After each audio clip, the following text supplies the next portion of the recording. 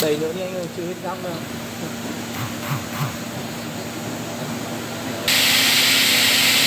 Căng quá.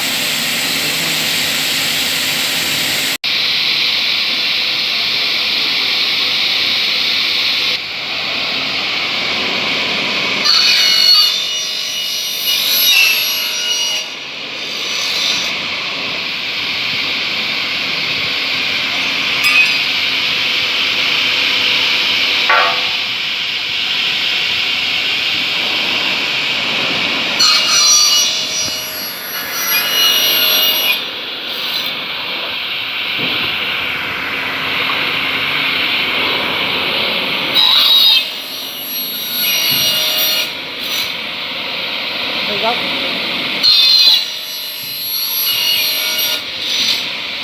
Em mà ngồi cái máy này cái là phải cắt được mấy tấn nhôm.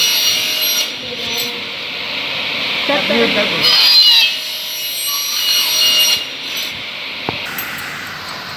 đây là toàn bộ mặt cắt của nó. Nhôm này là nhôm JMA loại dày. Nếu như người ta cắt xuyên pha thì nó ngọt nữa, nó cảm nhận nó không có tiếng kêu.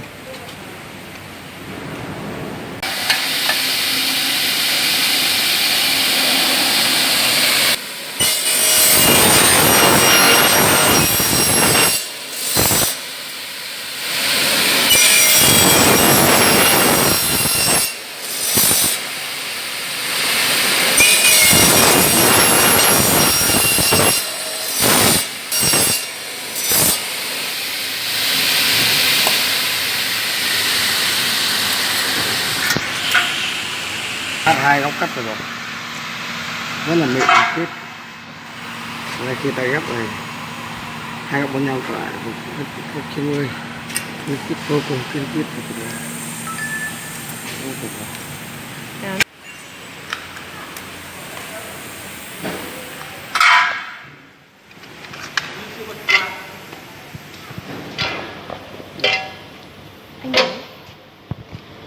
Di chuyển nhẹ nhàng không khổ độ bất kỳ thức đây.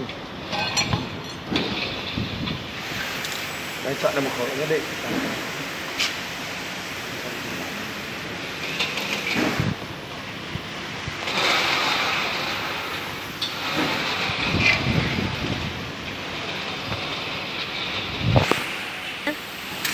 Khổ độ tối đa của nó là hơn 3 mét. Nó là được 3,2 m.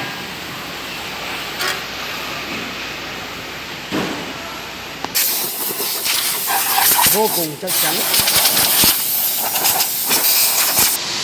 Điện 220. Ở đây cho các bạn xem là thông số của máy. Motor 1,5 kg. Nguồn điện 220. Một pha, động cơ một pha. Nên cắt tích hợp là 355 mm. Đấy nhập khẩu. Vận chuyển cái máy có trợ lực đối trục đối trọng. Đấy nhập khẩu nguyên chiếc. Hàng này dành riêng cho anh em làm nhôm kính với vốn đầu tư thấp. Có hỗ trợ hệ thống dầu làm mắt lưỡi và một công tắc van một chiều. Đây các bạn nhìn cái này này. Khi mà mình cắt cho dầu và không cho dầu nằm ở vị trí này. Và đây là nút chuyển độ thông minh và đây là ổ khóa. Bên cạnh đó là hỗ trợ một tay kẹp để tạo sự an toàn tuyệt đối và một cái hệ thống chụp lưỡi kín khít khi mình thao tác cắt bỏ.